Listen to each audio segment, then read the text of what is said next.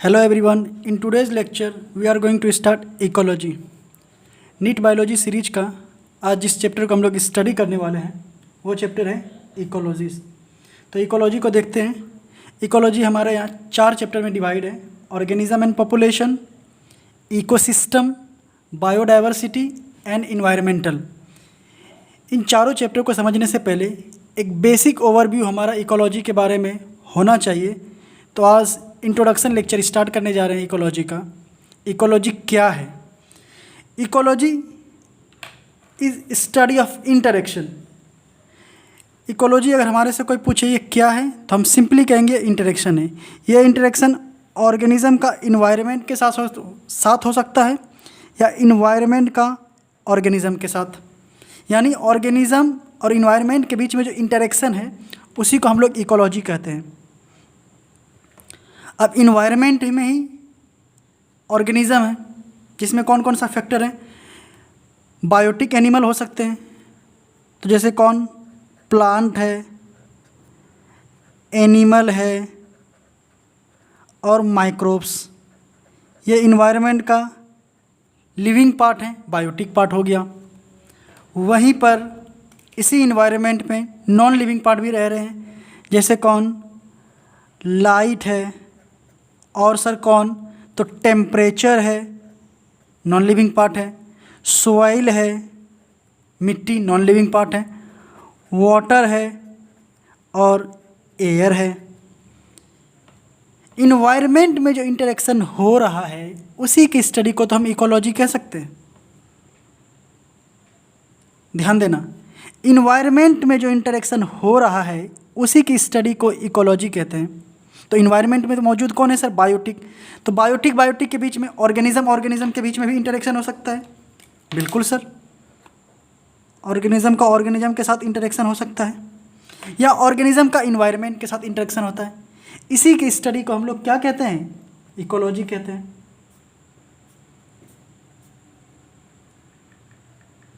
एक और बात, कई बार हम लोग इन्वायरमेंट साइंस को इकोलॉजी समझ लेते हैं।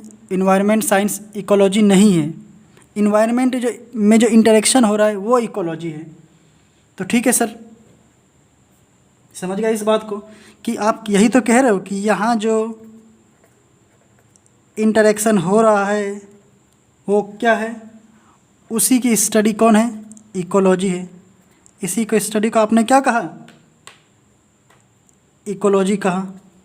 अब इकोलॉजी क्या है? इकोलॉजी सर 2 वर्ड से मिलकर बना है, ओइकोस और लोगोस।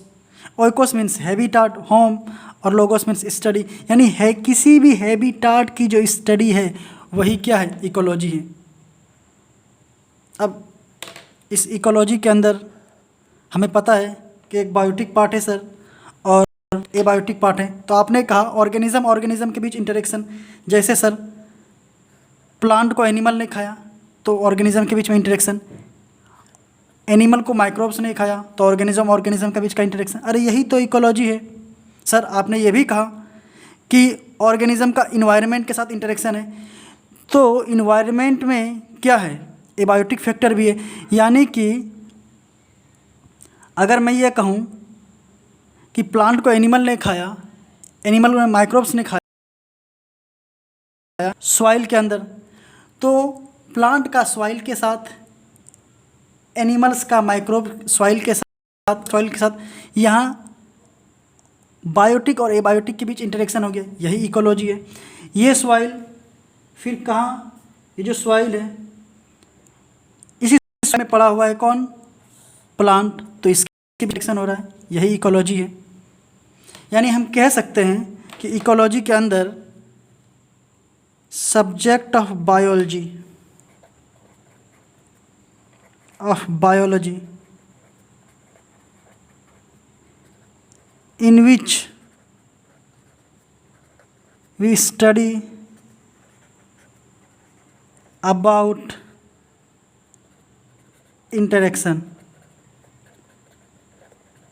ये इंटरेक्शन ऑर्गेनिज्म का ऑर्गेनिज्म के अमॉन्ग ऑर्गेनिज्म,